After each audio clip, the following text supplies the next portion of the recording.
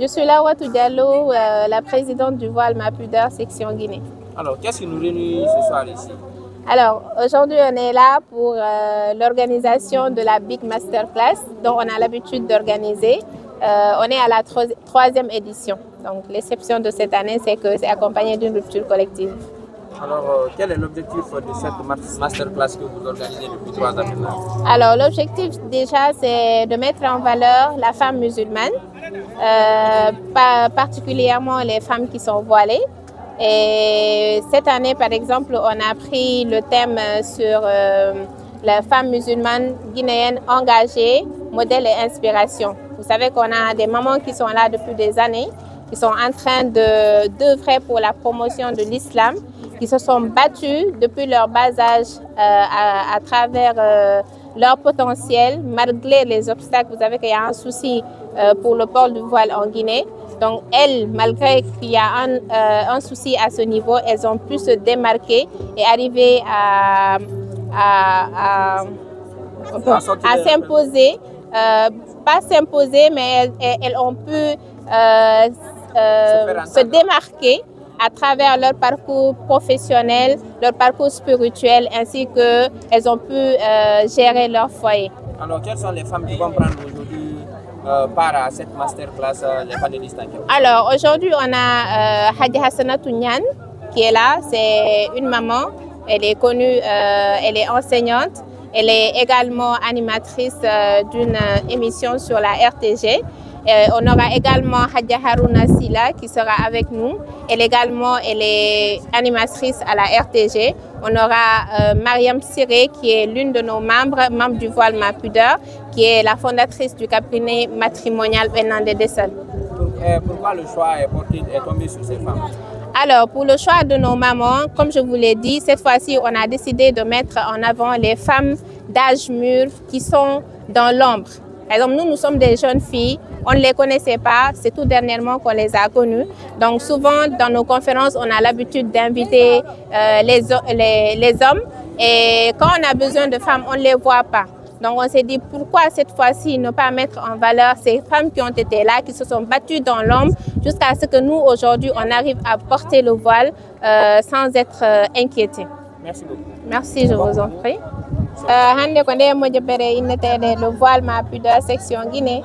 Donc mojobere créande la Guinée do kono siège Ndiano ko Côte d'Ivoire woni jono la Guinée do ko menen représente be jono menen meden do iti 2019 men wada événement ji fi waɗugol ɓantal islam on surtout man noon téléma rewɓe ɓen par ce que min constati wonde ma rewɓe ɓen laguine ɗo hiɓe mari probléme fino ɓe jokkira diina maɓɓe kan surtout noon sen daari banggue ɓornagol ngol hono goɗɗo no wawi ɓornade so suddijo no ɓorni moƴƴa haɗa yimɓe ɓen no jaldemo maɗum so yeehi ka école ji ɓenna o janggata ɓaymo tigui donc minen moƴƴere bare amen nden ko fii ɗum noon joni noon min fii wota min yaw force hara koye men piirudo e yimɓe ɓen fii yoɓe jaaɓu komin faala ko sifa ɗum ɗo min organisata min invita ɓen yimɓe wonɓe men e salanade ɗum ɗon fii yoɓe wawa andude himmenen kadi meɗen tawa e nder communauté Laguine on.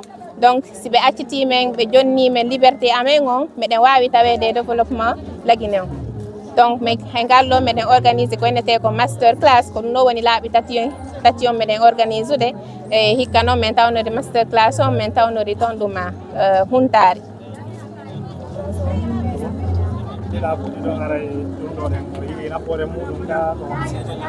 Itti men fuɗɗi ɗum ɗo min hi nafoore mum ɓay menen ko voile Ma Pudeur kono la mari kadi collectif go komi woni e mum komi woni coordinatrice on menen kadi min fuɗɗino depuis 2019 kamɓe kadi ko moƴƴeɓe islam ɗen buyno hawtiti ɗon donc menen ɗon min combati ha hande so yeehi ka école ji on tawi debbo no ittana tiggare hino mari kaydiri wondema so nde annduɗa wondema so naɓi ndin kaydiri ɗon goɗɗo wata darade inna mo hiyo ittu tiggare ndin kaydiri ɗon ko menen woni saabu ha ndin ɗon ndi heeɓi donc fewdo ministre Guillaume ko kanko wallitinomi ha men nde mi heeɓi ndin kaydiri no inne note circulaire donc kala école mo yawɗa hande sa inni debbo yo ittu tiggare o hollima ndin kaydiri a wata ittude ndin ɗon kaydiri ɗon donc hande kadi son hiyi nokkeli buy ka gollete on hiya rewɓe ɓe no tiggi donc so on hii ɗum noon fof ko ɓay meɗen yaltutude men holla ɓe sengo amen moƴƴugo ngon harana sengo ko ɓe sikkuno kon hihi debbo tiggiɗo ko woni golle makko ko defugol ñaama ko woni gol ko suudu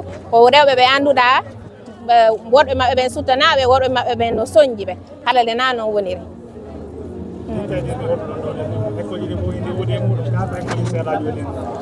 école ji buyno woodi e muɗum wona ɗo ni mois passé côté collectif o meɗen organise no mission yawɗo ɗo ha intérieur ɓe yeehi Zérikore ɓe yeehi Kouroussa ɓe yeehi Kankan kadi ɗo ko ɗe balɗe ɗo ɓe arti donc mi waɗi tourné laaɓe ɗo hare ko pita e mamum woni mi waɗali Conakry ga école ji bus min feƴƴi e majji donc kaydiri ni yimɓe buy no andi fi mayri woɓɓe kadi anda fi mayri woɓɓe kadi no andi fi mayri kono sabandema ɓe hiiɗa tiggare nden haysi tawi koɓe julɓe ɓe ala jaɓude hoynangol men piiji ɗi kono yimɓe buy no hoynani men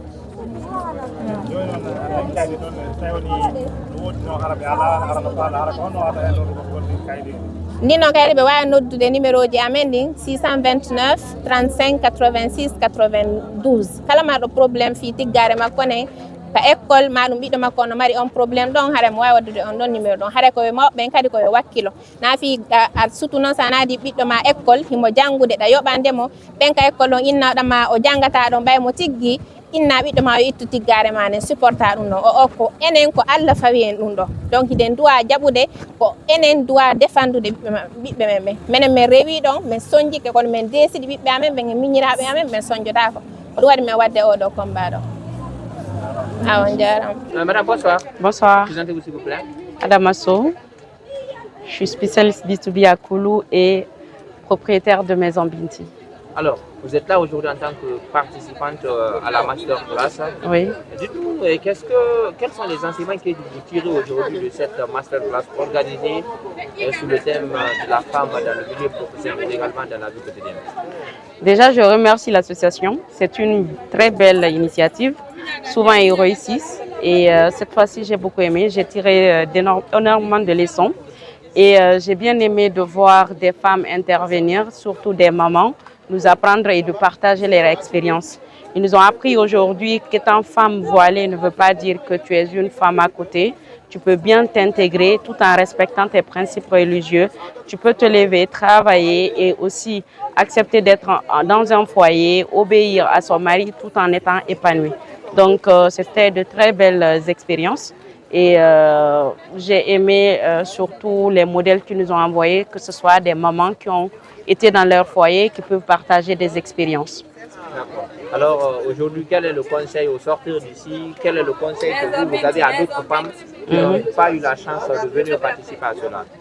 Ce que je conseillerais aux autres femmes, c'est d'accepter de se donner le temps, de s'intégrer, de partager des moments comme ça avec des sœurs. Ça les permet de surtout construire leur réseau, de partager des connaissances, de beaucoup plus savoir aussi, parce que vous savez que dans chaque organisation, dans chaque partage, vous apprenez plus.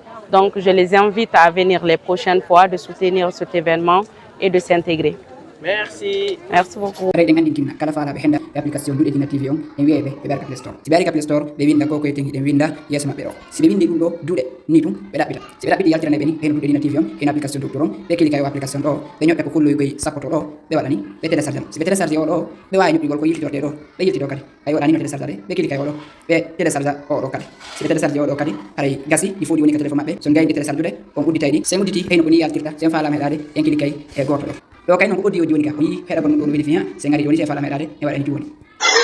Bismillah wa salatu wa salam ala rasulillah wa ala alihi wa sahbihi wa man wala. Nam ɗo hino application ji ɗin heyno Duɗe Dina TV on haray ko nomen fanno hollude mbeɗa encourage on e wakkilo sen on ka Play Store waɗan komin holli on ko ɗo o mbeyden ɓugol nafoore inchallah. Harayde gandi dina kala falaɓe hendaji ɗiɗo ka YouTube no organise ori yo ɓeew ka YouTube ɓe winda Duɗe Dina TV sigana yiɗo no windira ɗum ni bindol bo ɗon yalta ɗon ɓe ñoƴƴe maggol talim kum kadi yalta e ɗon ɓe ñoƴƴe makkum sigana yiɗo no guirda ɗum ni ɓe wawa hendagol ɗiɗo question réponse ji e ɗiɗo bayanaji ka sen meɗe YouTube ɗon no timmiri eno organise ori o wi ko ni windir ton Duɗe Dina TV so windiri ni on ɗaɓɓiti on yi'e sen on so yi'imo on yi'e bindol boɗe on gol ɗon wi yon abono ñoƴƴon e maggol talim kum kay yalta ɗon ñoƴƴon e makkum sigana yiɗo no guirda ɗum ni yewtereji feƴƴu ɗi on wawa ɗi hendade aroji ɗin kadi on wawa ɗi hendade ɗon kadi hino organise on andi ka Facebook ɗo organise ta ɗon noon on wawa yagol hano organise haray ɗon faala on wiya ko karma ko karim heɗo ɗo hara ko yewtereji on ɗum heɗoto ɗon siko andou Mamadou Wuri bari e karma koɓe ɓe yetten ɓe hiɗen feƴƴina makoji muɗum ka Facebook ɗo fof haray meɗen wasiya on yon sena ka YouTube ɗon hoore no min holliron ɗo ni abonné ɗon o mbeyde heɓgo nafoore inchallah.